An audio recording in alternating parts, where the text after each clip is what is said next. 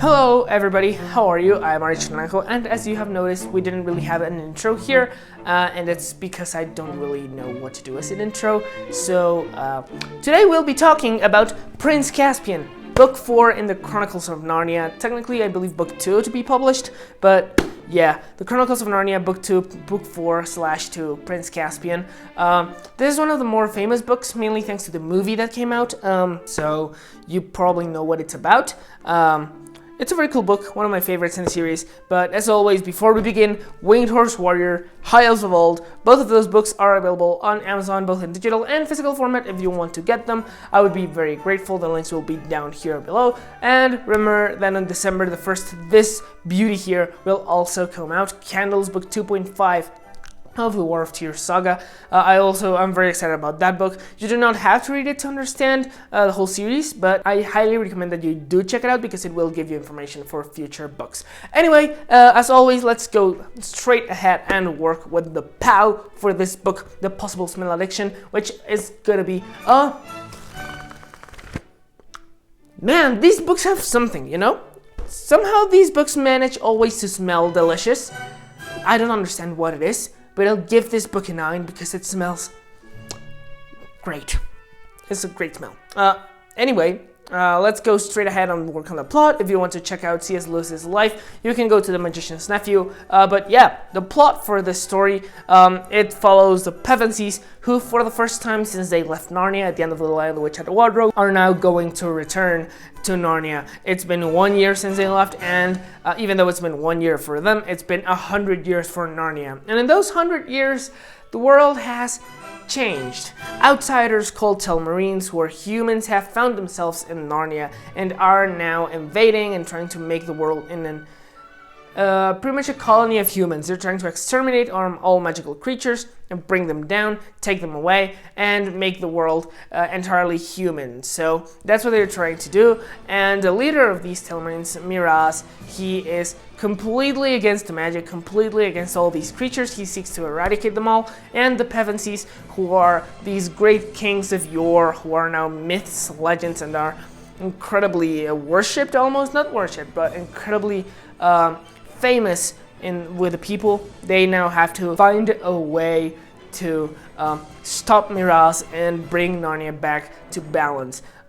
This problem has made people, the Narnians, stop believing in Aslan or drive him away, which makes Aslan more distant to the world. He doesn't appear much in this book, more towards the end as always, but he doesn't really make an appearance that much in the story, as he does in The Lion, the Witch, and the Wardrobe, for example. And they will end up also finding an ally in the most unexpected place. In fact, their ally will be none other than the Prince of the Telmarines themselves, Prince Caspian, who is currently having a struggle within himself, whether he should ally with the Narnians and do what he believes is good, or if he should ally with his nation and with his uncle, who is well, the one who raised him pretty much, because he's never known his father. So Prince Caspian, who is in this debate, he will eventually become a pivotal character in the future of this world, not only in this book, but also in The Voyage of the Dawn Treader, and even in The Silver Chair, though he doesn't appear that much in that book. But anyway, that's pretty much the plot for this book. It's, as I said before, one of the main entries in the Chronicles of Narnia, and it's one of the most famous ones. It's also one of my favorites. So I guess that's all for now. We'll just go directly into my review. So, Prince Caspian. Let's begin with none other than the plot. And the plot for this book is a little different from the others. One of the things that I like about this one is that even though it's quite similar to The Lion, the Witch, and the Wardrobe in a certain way, Lewis finds a way to separate it by changing plot devices and specific aspects of the plot. For example, the Pevensies arrive at Narnia and yeah, they have to save it because it's in trouble. That's essentially the premise. However, in the first book, it was the White Witch, who comes from another world, and now it is humans. It is humans who are not magical creatures. They are also completely against magical creatures, unlike the White Witch, who used like minotaurs and other creatures to her favor. They also have an ally, an unexpected ally who belongs to the evil guys, unlike in books before where they had the Beaver family, for example, or Mr. Tumnus, and even Aslan his role changes throughout the story. In book 1, for example, in The Lion, the Witch, and the Wardrobe, he has a lot of appearances in that book. He appears from the very beginning and maintains his appearance throughout the whole story. He is very prominent. However, in this book, he remains in hiding for pretty much the whole story. Only towards the end does he appear, and he doesn't bring as much help as he did in the past. You also have other changes in the plot, such as the ending.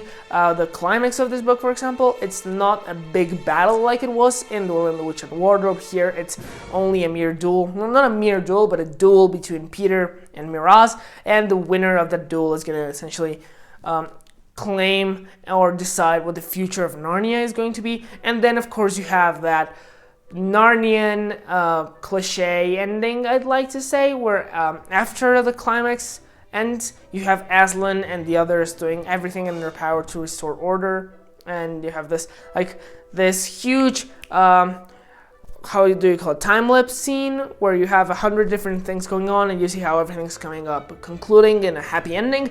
So you have that ending as well here, but it's different in a way. Also the way they return to Narnia. The two characters never arrive at Narnia in the same way as others have before them. So that's also something that I really like, how C.S. Lewis is very creative in making their ways to enter Narnia different in each book. So that's also very cool, the way in which they arrive, but also the way in which they live is very interesting. I like how C.S. Lewis is very creative with those things. So the plot for this story, it's very cool. Really like it, especially how C.S. Lewis manages to change those things. And as for the characters, essentially the cast remains pretty much the same. We already know the Pevensies, we already know Aslan, we already know other characters. However, we do have new introductions to meet here, new characters that we need to get to know. And most importantly, there's Caspian himself, of course. You also have Miraz, who is the evil guy for this book, but he technically doesn't appear again. And with other characters, you also have, for example, you have Reepicheep, who is the little mouse. He does appear in the future. He appears even in the last battle book, in the last one. But he is, I would call him rather a minor character, but a minor character with a lot of influence. So not quite a main character yet, but he is almost there. And he also makes his first appearance here. He proves himself to be a worthy soldier to join the forces against Miraz. And another thing that I really like about this book, it's that C.S. Lewis understands that the audience that he is writing to is growing, and even though in this book none of the Narnia books are really that graphic, except for maybe The Last Battle and maybe The Silver Chair, this one shows a little more of the dark aspects of the world. So it focuses more on, for example, when they try to attack the palace, when they storm the palace and it goes horribly wrong, you have all these characters who have to flee the palace, and then you have some who are kept inside, who are not able to escape, and they are mercilessly slaughtered. And that's something that would have never appeared in the first book. Even though you have Aslan dying, in the first book, it's not as graphic as this scene, it's not as heartless, and that is something that I appreciate in a way, because C.S. Lewis is realizing that his audience is going to grow, so he is slowly building up for scenes that will appear, for example, in The Last Battle or in The Silver Chair. So that's something I really appreciate as well. As for the narrative, as always, this book is intended to be read by children. It's a children's tale, almost a fairy tale, so he seeks to make it as easy to comprehend as possible. So that's also something I think he achieves very well, making it very easy to comprehend, very easy to follow, and the narrative essentially not a Dr. Seuss level of simple, but very simple in its own right. You also have the world building, which as always lingers more.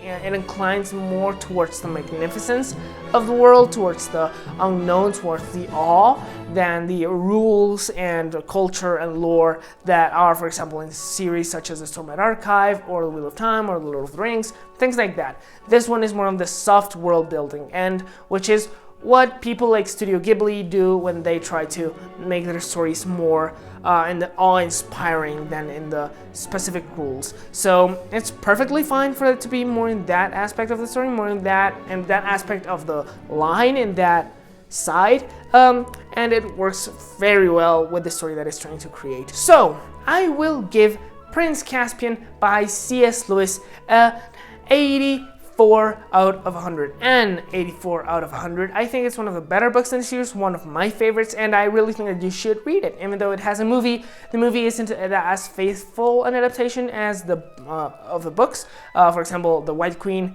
Jadis, she never appears after The Lion, the Witch, and the Wardrobe. She is gone. Yeah, leave her alone. The movies try to bring her back, but she doesn't appear anymore. So yeah, but you should check it out. It's a very cool book. I really like it, and it's one of my favorites. Anyway, thank you so much for watching this video. I really hope that you enjoyed it. If you did, please leave a like, subscribe. I will try my best to keep going 2 videos a week from now, but because of the amount of homework that I'm probably gonna get in the next couple of days, it will be very hard. So there might be a couple times where I don't upload videos, but I will try to keep those to a minimum. Anyway, thank you so much for all your help. I truly hope that you have enjoyed this video, and I will see you later. Goodbye.